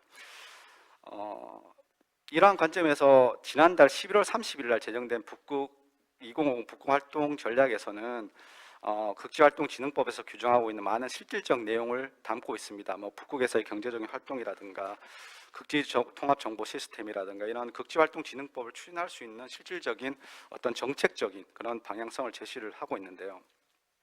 그런데 이제 실질적 이행 과정에서 이제는 법이 제정되었으니까 좀 더 발생할 수 있는 법 규정이 혹시 모자라는 게 없는지, 그러니까 법의 흠결 문제가 없는지를 좀 살펴봐야 하는 과제가 남습니다. 일례로 하나만 예를 드리겠습니다. 제14조 그 극지활동진흥법과 관련해서 안전관리와 관련한 규정을 두고 있습니다. 말씀을 드리면 극지활동에서의 사고 예방과 그리고 사고 시 신속 대응을 위한 안전관리 체계를 대통령령으로 위임을 하고 있는데요. 근데 대통령령을 보면 이렇게 되어 있습니다. 연구기관의 장, 극지활동시설 관리자로 사고 보고 의무를 해야 하는 주체를 제한을 하고 있습니다.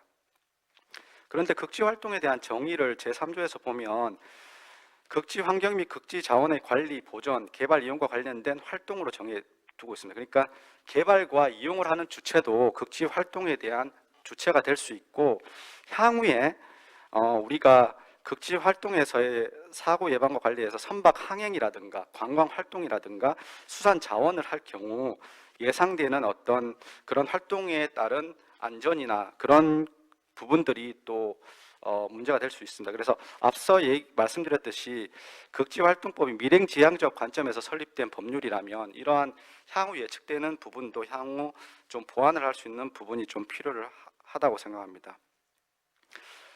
마지막으로 발표와 관련해 가지고 두 가지 의견을 좀 드리도록 하겠습니다. 우선 발표는 굉장히 어떻게 이 법률이 만들어지고 어떤 효과를 가지고 우리가 어떻게 추진해 나갈 것이라고 하고 있는데, 정책 수립 관점에서 좀 분석적인 부분이 좀 있었으면 어땠을까 하는 생각입니다. 예를 들어서 법률을 보면 시행 주체가 국가와 해양수산부로 나눠져 있고요.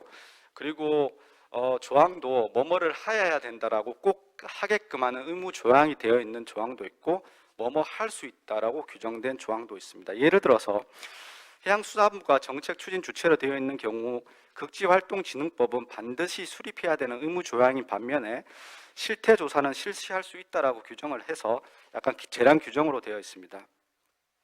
또한 국가가 정책 추진 주체가 되어 있는 경우는 전문 인력 양성은 꼭 추진해야 하는 의무 규정으로 되어 있는 반면 교육 홍보는 재량 규정으로 되어 있습니다.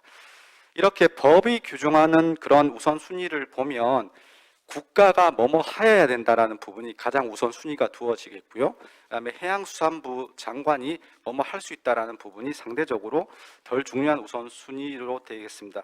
이러한 분석은 향후에 우리가 정책적으로 어떤 부분에 좀 역점을 두고 무게를 둬야 될지에 대한 부분을 좀 잘 보여주고 있는 부분이라 이러한 부분들을 우리가 고려를 해야 조금 정책적으로 좀 방향성이 정해진다라고 생각을 하고요. 그리고 말씀드렸듯이 시행 주체가 국가로 되어 있는 부분들이 많습니다. 즉 이게 뭐냐면 해양수산부나 외교부 중심의 어떤 활동을 해라라고 한 게 아니라 산업부, 과학부, 환경부, 뭐 이러한 범부처 간의 뭐 북극 경제활동의 진흥이라든가 전문인력 양성이라든가 이런 부분들을 범부처적으로 하라라고 이제 규정을 하고 있는 것입니다. 그래서 범부처적으로 이걸 이행을 위한 정책 협의회 같은 것들이 반드시 도입이 돼서 이걸 추진할 수 있는 그런 역점을 두고 진행을 해야 된다라는 부분을 하나 말씀을 드리고요. 마지막으로 짤막한 의견을 하나 제시드리고 토론을 마무리하도록 하겠습니다.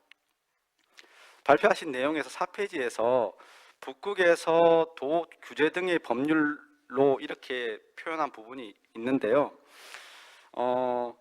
이렇습니다. 약간 오해의 소지가 있을 것 같아서 말씀을 드리는데 환경에 관련해서는 규제 중심의 법률이 맞습니다. 다만 북극권 연안국이 이지에서는 유엔 해양법 협약에서 규정된 권리와 의무를 바탕으로 해서 이용이나 개발에 대한 법률도 존재하고 있기 때문에 북극에 관한 연안국의 법률이 반드시 규제 중심적인 법률이 아니라 규제와 이용에 관련 법률이 병존하고 있다라고 하는 게 보다 정확한 표현이 아닌가 싶습니다. 이것으로 지정 토론을 마무리하고요. 나중에 또 더 나은 토론을 위해서 의견을 말씀드리도록 하겠습니다. 감사합니다. 네, 아주 구체적인 토론해 주셔서 너무 감사드리고요.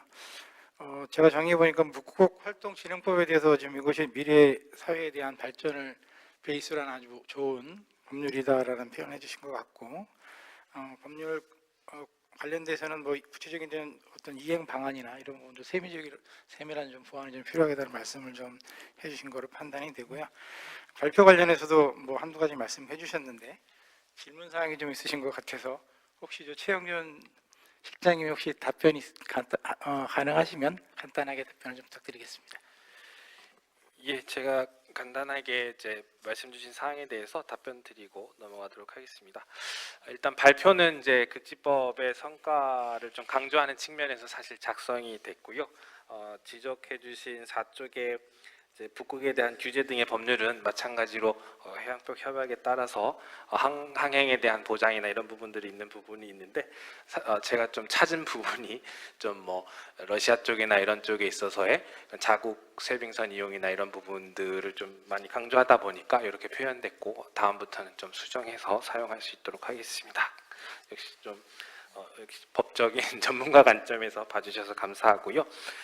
그리고 이제 사실 극지활동진흥법에 대해서 이제 좀 저도 이제 비평을 좀 하자면 사실 이제 남북극을 묶는 것이 효율적일 수도 있지만 또 남북극의 각각의 특성이 있기 때문에 다른 국가들도 다른 이제 체계를 유지한다는 점을 짚어주신 거에 대해서는 당연히 맞는 말씀이고 남극과 북극도 사실은 이제 어원 자체도 아틱이고 아틱에 반대되는 ANT를 붙여서 안탄틱이 되듯이 약간 반대에 대한 특성이 인식이 존재하는 것이 사실이고 지금 이제 당장 이제 내년부터 이제 박사님과 같이 극지활동 진흥 기본계획을 수립을 해야 되는데 어떻게 남북극을 엮어나가고 어떤 우산 과제를 도출할 것인가에 대해서는 굉장히 좀 고민이 되는 시점입니다. 그리고 사실 이 남북극에 대해서 묶는 부분에 대해서 특히 법률적인 연계 관계는 좀 법조문에 표현이 되어 있지만 시행령이나 이런 부분에서는 법에 대한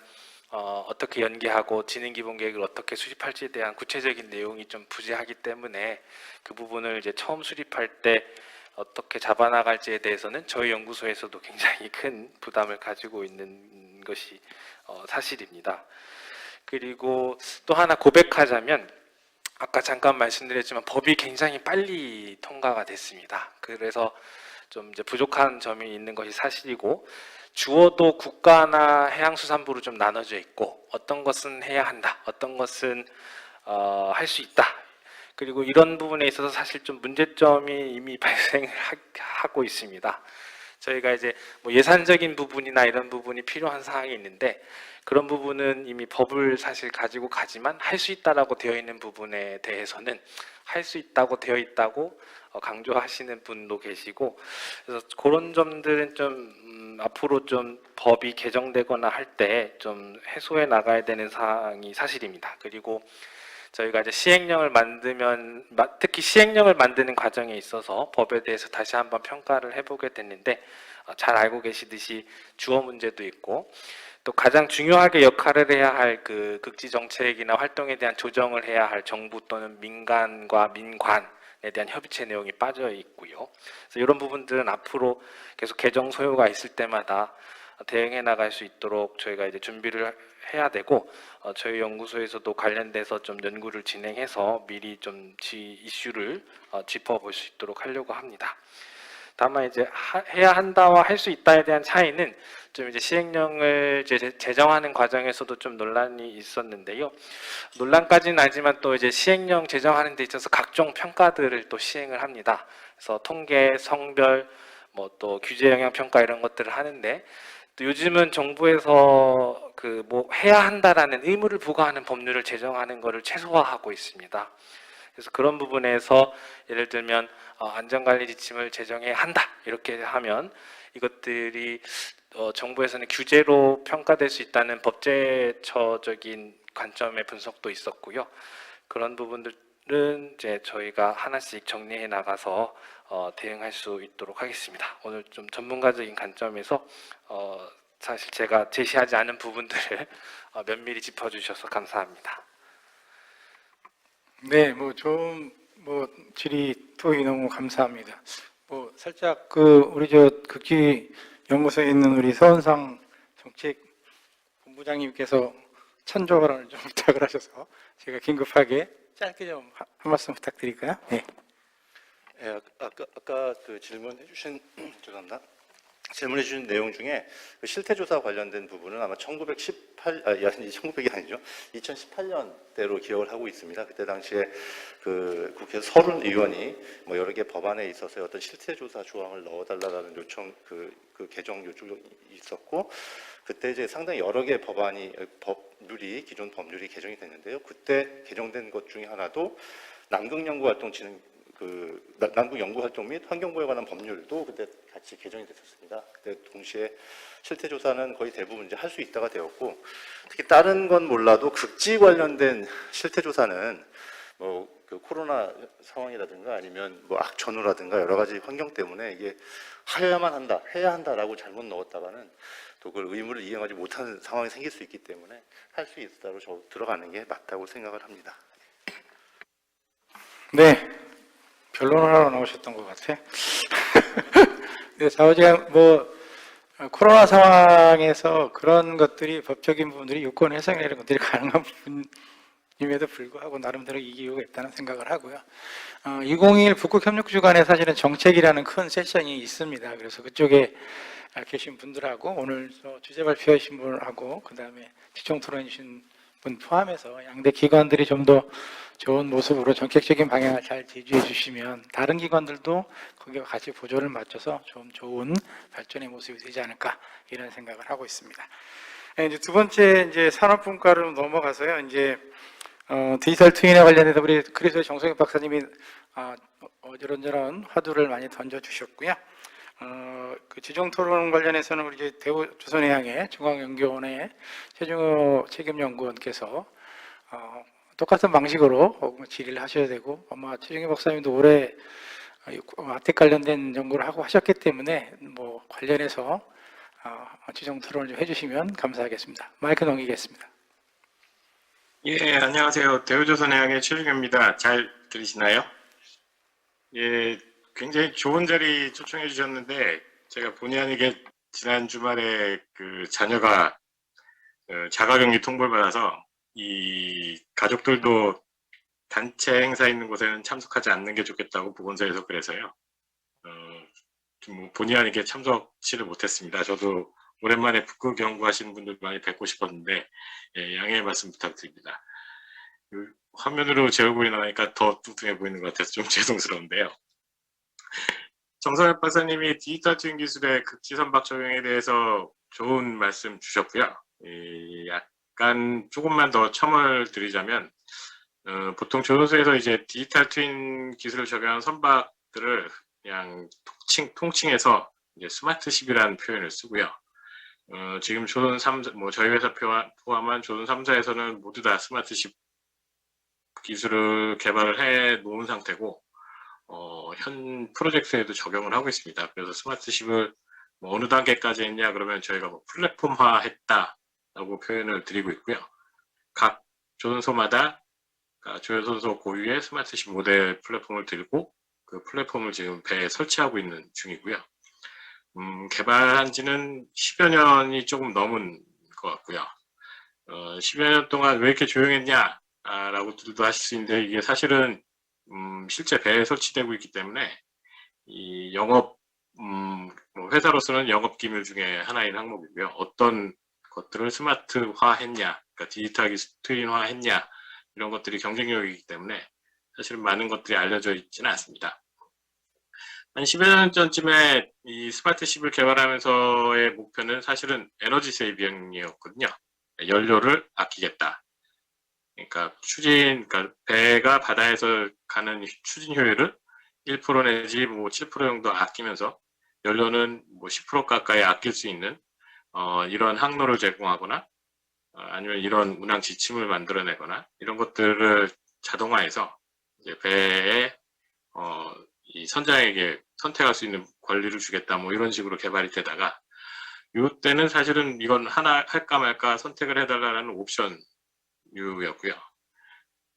몇 년 전부터 이제 대기오염 물질 규제가 시작되면서 낙스니, 싹스니, CO2니 이런 거에 대한 물질 양에 대한 규제들이 이제 발효가 되기 시작하면서, 지금은 이 스마트십 기술이 이제 에너지 세이빙에서 시작해서 대기오염 물질을 컨트롤할 수 있는 것으로 좀 디벨롭이 조금 더 됐고요.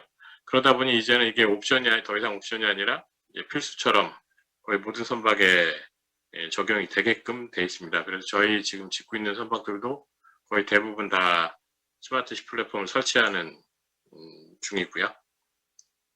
이 기술이 그럼 기존 선박과 뭐가 다르냐를 좀 설명드리자면, 많이들 보시는 게 자동차니까요. 이제 테슬라나 요즘엔 애플카 이런 것도 얘기가 있지만, 이제 주로 전기차, 수소차 이렇게 얘기는 하지만 결국에는 자율운항 자동차다 해갖고 지금 미국에서도 몇 대 시범으로 돌아다니고 있고 하는 자율운항 자동차가 있잖아요. 그 자동차들을 보면 가령 전기차를 기준으로 말씀을 드리면 배터리를 지금 얼마나 소비하고 있고 모터를 얼마나 내가 회전을 시키고 있고 하는, 그러니까 사람이 컨트롤할 수 있는 정보들을 갖고 자동차가 좀 더 안전하게 사람의 힘이나 지식을 들이지 않고 운항하게끔 해주는 플랫폼인데요. 이걸 배에다가 접목을 시켜보면 배도 똑같이 지금 전기 추진선은 없지만 엔진을 컨트롤하거나 러더나 프로펠러 회전수를 컨트롤하거나 하면서 이제 자율운항하게끔 충돌 회피 시스템도 만들어낼 수 있고 그런 것들을 할 수는 있지만, 자동차와 가장 다른 점은 자동차는 이제 바람이 많이 분다 라고 해서 옆으로 회피하는 거동을 하거나 바람이 많은 곳을 피해서 바람이 적게 부는 곳으로 다닌다, 이런 것들은 잘 안 하잖아요. 효율에 큰 차이도 없고. 배는 하지만 그러니까 밀도가 굉장히 높은 곳을 운항하는 구조물이기 때문에 이 파도가 1m일 때 배의 속도와 똑같은 엔진 마력에서 파도가 5m일 때 엔진 속도와 배의 속도와 파도가 10m일 땐 다닐 수가 없고 하는 외력에 의한, 그러니까 사람이 컨트롤할 수 없는 것에 대한 이 설계 포인트가 사실은 배 설계에서의 핵심이거든요. 그래서 사람이 조종할 수 있는 게 아니라 환경적인 요인이 더 크다라는 말씀을 드리고 싶고요. 그 환경적인 요인 때문에 이제 자율운항 선박이다라고 하는 것들의 개발의 이제 핵심 화두가 리스크 회피입니다. 그래서 뭐 충돌을 회피하거나 파도를 회피하거나 뭐 지금 정문 박사님께서 말씀하신 얼음을 회피하거나 하는 식으로 밖에 외력들을 어떻게 컨트롤하게 만들어낼까라는 것이 핵심이고요. 그걸 위해서 이제 외력을 알아야 되기 때문에 뭐 얼음 같은 경우는 이제 해빙 정보를 어떻게 추정이 가능하게끔 만들어내느냐, 아니면 지금 정보를 어떻게 받아올 수 있느냐, 이런 것들이 사실은 기반 기술화 되어야 된다고 생각을 하고 있고요. 또 다른 배나 자동차나 비행기랑 약간 다른 것들은, 배는 실제로 운전하면서 민첩하게 모든 걸 뭘 피하거나 할 수 있는 것들이 아니라 굉장히 많은 예측들을 해내야 무슨 물건을 피할 수 있거든요. 가령 뭐 지금 다니는 한 300m급 되는 LNG들은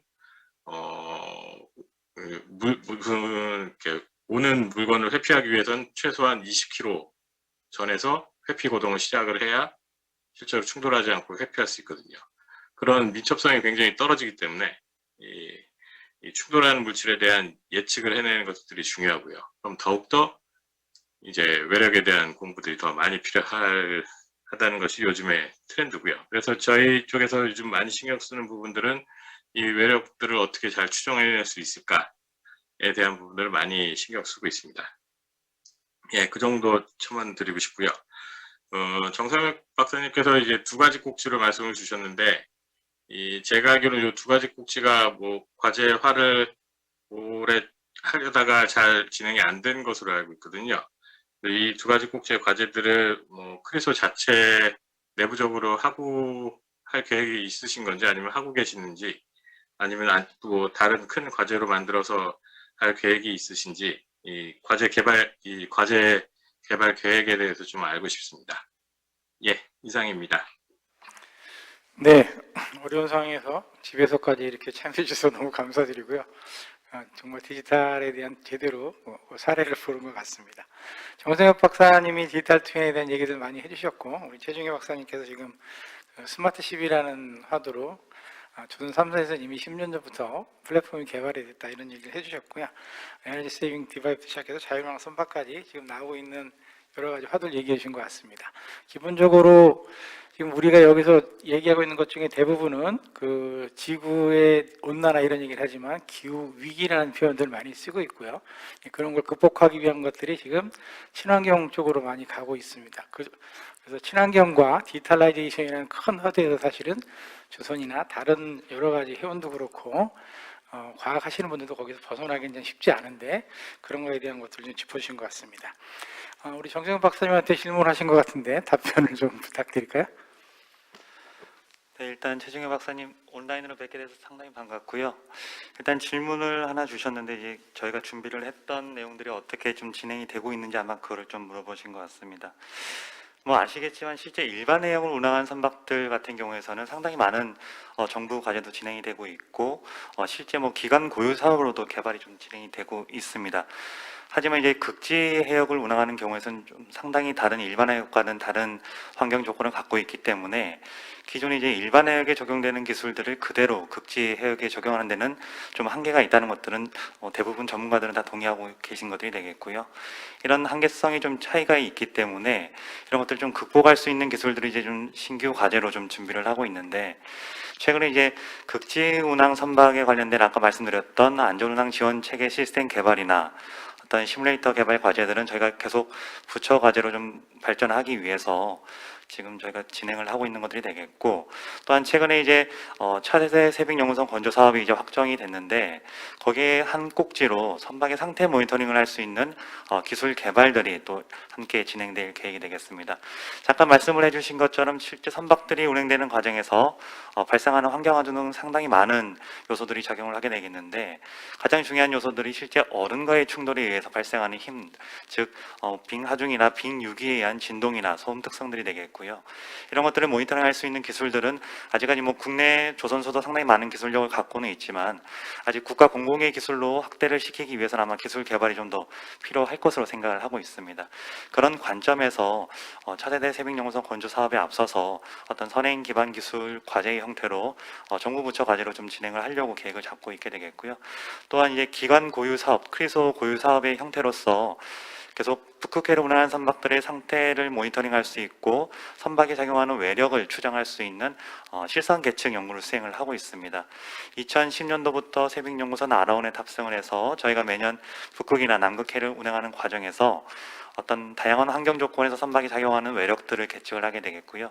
이런 정보를 활용을 해서 실제 선박의 구조적인 측면에서는 어떤 충돌 과정에서 발생하는 힘들이 선박의 구조 부재에 영향을 미치지 않는지, 구조 안정성에 영향을 미치지 않는지 평가하기 위한 연구들이 좀 진행이 되고 있고, 최근에 또 산업부 과제로 해서 이런 디지털 트윈 기술을 적용한 선박의 어떤 건전성 모니터링, 전선 모니터링 시스템 기술도 개발이 되고 있기 때문에 아마 국내 여건은 이제 어느 정도 이제 공공 이익의 목적으로 해서 과제는 좀 진행이 되고 있다고 보시면 될 것 같습니다. 하지만 아까 말씀을 드렸던 어떤 항해 운항을 위한 지원 체계 플랫폼 개발이나 어떤 극지형, 즉 빙해역 전용의 시뮬레이터 개발에 관련된 내용들은 아직까지는 이제 국내 기술화가 되지는 않았기 때문에 이런 것들을 이제 국산화 시키기 위한 측면들, 그리고 뭐 아시겠지만 주로 이제 북유럽 국가들 상대로 해서 상당히 많은 기술 선점을 진행을 하고 있게 돼 있는데요. 이런 이제 저희는 이제 극지해역을 신시장으로 좀 보고 있기 때문에 콜드러시, 즉 뭐 패권 경쟁 입장에서 이런 경쟁에 지금 선제적으로 좀 진출을 하고 저희가 경쟁 우위를 선점하기 위해서는 아마 이런 국내 과제 형태를 통해서 아마 기술이 개발되고 나면은 아마 이런 여건들을 좀 마련하는데 아마 크게 도움이 될 수 있을 것 같습니다. 네, 고맙습니다. 네, 뭐 답변이 충분히 된 거라고 판단을 하고요. 오늘 여기 들어와 계신 분들이 산업 쪽에 계신 분들이 이렇게 많지 않기 때문에 제가 좀 한 가지 추가해서 말씀드리면, 자율운항 선박과 관련해서는 산업부하고 해수부에서 공동 부처 사업으로 해서 지금 개발이 진행이 되고 있고요. 정부 예산이 한 1,600억 이상 수여가 돼서 관련 기술들, 그 다음에 법 제도적인 부분들, 이런 부분까지 개발이 되고 있다는 말씀을 정보를 추가해서 드리고 싶습니다. 두 분 격조 있고 품위 있고 높은 수준의 토론 보여주셔서 너무 감사드립니다. 마지막으로 이제 수산 과학 분야에 대한 우리 발표를 우리 오윤주 해양수산연구관께서 발표를 해주셨는데, 지정 토론으로 하신 분이 우리 심성현 전문연구원이신데 같은 연구본부에 근무하시는 거로 맞으신가요? 아니요, 죄송합니다. 다른 기관에 계신데. 네, 또 주제 발표에 대해서 뭐 추가적인 의견이나 혹은 질의사항 포함해서 의견 주시길 부탁드리겠습니다. 네, 안녕하세요. 한국해양수산개발원 수산연구본부 심성현이라고 합니다. 우선 북극 연구에 관련한 뜻깊은 자리에 초청해 주셔서 감사합니다. 그리고 주제 발표해 주신 오연주 연구관님의 발표 잘 들었습니다. 우선 지구 온난화에 따라서 빙하가 녹으면서 서식하고 있는 생물에게는 그게 위기가 될 수 있다고 오연주 연구관님께서 말씀해 주셨는데, 저는 수산업적인 부분 그리고 어업적인 부분에서 보면 이러한 해빙은 북극해라는 새로운 어장을 개발할 수 있는 새로운 또 다른 기회라고 생각합니다. 하지만 이 새로운 어장을 개발하기 위해서는 그 해역에 서식하고 있는 수산 자원이라든지 그 수산 자원이 얼마나 상업적으로 가치가 있는지 이러한 것들도 살펴봐야 되기 때문에 단기적으로는 이러한 어장을 개척하는 데 힘들다고 볼 수 있다고 생각합니다. 그래서 이러한 어장을 개척하기 위한 관점에서 보면 제가 생각하는 방법으로는 일단 연안국이 포함되어 있기 때문에 이들과의 관계를 좀 협력을 증진시킨다든지 그리고 우리가 수산자원 관련 연구 분야에서 우리가 기여할 수 있는 부분을 강화해서 이러한 것들을 설명하면서 우리가 북극해에서 어장에 진출할 수 있는 방안을 마련했으면 좋겠다고 생각합니다. 그리고 이러한 수산 자원에 있어서는 그 지구 온난화에 따라서 수산 자원이 어떻게 변화하고 있는지에 대한 모니터링도 중요하다고 생각됩니다. 그래서 북극해에서 해빙에 따라서 어느 정도 수산 자원의 변화가 있는지, 이러한 수산 자원 변화에 따라서 그들의 서식이 어떻게 변화하고 있고 먹이 생물이라든지 산란장이라든지 이렇게 어떻게 변화하고 있는지에 대한 연구도 상당히 중요하다고 생각됩니다. 그리고 최근에 그 2021년 6월에 중앙북극해 공해산 비규제업 방지 협정이 이제 발효된 것으로 알고 있는데, 이에 따르면 이제 연안국 5개국과 비연안국, 우리나라를 포함한 비연안국 5개국이 참여하여서 이 협정에 따라서 그 북극해에 있는 공해에서도 연구를 시행할 수 있는 것으로 알고 있습니다. 그리고 향후에 이러한 지역에 지역수산기구가 설립된다면 어업 또한 가능하게 한다는 것으로 알고 있습니다. 그래서 이에 대한 대비와 이들 연안국가의 공동연구 프로그램을 잘 마련했으면 좋겠습니다. 그리고 마지막으로 그 오연주 연구관님께 질문 드리고 싶은 거는 일단 북극해에 대해서 수산 자원이 굉장히 중요하다고 볼 수 있는데, 우리나라 수산 자원에 대한 평가와 관리를 하고 있는 국립수산과학원이 북극해 수산 자원 관리와 이런 데 있어서 기여할 수 있는 부분과 그 방안이 무엇인지 대해서 궁금합니다. 이상으로 토론을 마치도록 하겠습니다. 네, 심상현 전문연구위원님, 죄송합니다. 제가 KMI에 계신 줄 모르고 갑자기 토론자가 바뀌는 바람에. 네, 어장 개발에 필요해서 관련 국가 협력 많이 하자는 말씀 해주셨고요. 수산자원 모니터링이라는 얘기가 또 나왔습니다. 그래서 기후 변화에 대해서 어떤 수산자원에 대한 모니터링을 할 건 이런 얘기를 해주셔서 것 같고요. 공동연구 프로젝트는 두 분이 주제 발표하신 분과 지금 토론하신 분이 똑같은 얘기 해주신 것 같습니다. 우리 오연주 적격관님께서 연구관님께서 질문 드린 내용에서 답변을 좀 부탁드릴까요? 네, 말씀 감사합니다.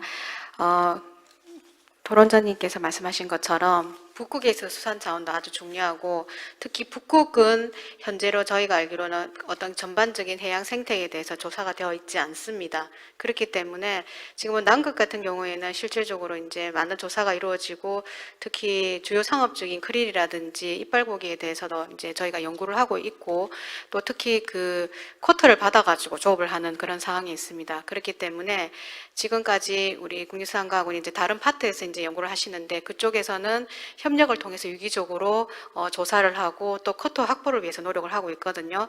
그걸 토대 노하우를 가지고 북극에도 이제 만약에 한다면은 그런 게 국제적인 협력이 스킨십이 중요하기 때문에 그걸 토대로 해서 북극에서도 우리가 원활하게 어떤 새로운 신어장이 개청되고 할 때 저희들이 열심히 할 수 있을 것 같습니다. 이상입니다. 네. 예정된 시간이 이제 거의 다 끝나가고 있는데, 제가 자장 시작하면서 말씀드린 것처럼 그 시간을 조금 남아 있어서요. 플로우에 계신 분들이나 혹은 온라인에서 어느 분이 좀 모니터링을 하고 계신지 모르겠는데, 나왔던 질문들 중에서 있으면 좀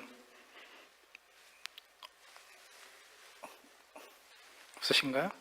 플로우에서 혹시 보완적인 추가적인 질문이나 토의가 있으시면. 빨리 끝내기를 바라시는 것 같습니다. 네, 제가 오늘 사실은 굉장히 의미 있는 자리에 이렇게 분야가 다른 분들이 또 모여서 이렇게 통합이라는 얘기를 하는 것이 굉장히 중요하다는 생각을 좀 하고 있고요. 북극활동진흥법에서 13조라고 아까 표현하신 것 같은데, 말씀하신 통합 정보 시스템 구축하고 운영에 대한 여러 가지 얘기를 하셨어요. 그래서 그게 사실은 여기 계신 모든 분들의 접점이 아닐까 하는 생각을 좀 하고 있습니다. 차세대 세빙 연구선이라는 인프라가 우리가 26년에 이제 런칭이 될 거라고 판단이 되고요. 그 기간 동안 저희들이 여러 가지 준비를 할 수 있습니다. 산업계에서 지금 얘기하고 있는 기존에 개발된 플랫폼이라든지 선박에 대한 운항 예지 포지, 북극에 대한 기후나 환경에 대한 통합 시스템, 거기 환경에 대한 어떤 빅데이터, 데이터 이런 것들을 포함해서 그다음에 선박에 대한 부분뿐만 아니라 환경에 대한 부분, 과학에 대한 부분, 수산에 대한 부분조차도 통합 정보 시스템이라는 이 법적인 근거 안에서 저희들이 뭔가 아까 우리 오연주 의원님도 말씀하셨지만 우리가 통합이라는 함께하자는 같이 하자는 이런 부분에서는 정말 좋은 의미의 그런 같이 가야 될 방향을 제시한 것이 아닌가 하는 그런 생각을 하고 있습니다. 네, 뭐 장시간 동안 그 온라인으로 혹은 현장에서 참여해주신 여러분한테 대단히 감사드리고요. 제가 그 맡은 진영 토론에 관련된 부분은 여기서 마치도록 하겠습니다. 감사합니다.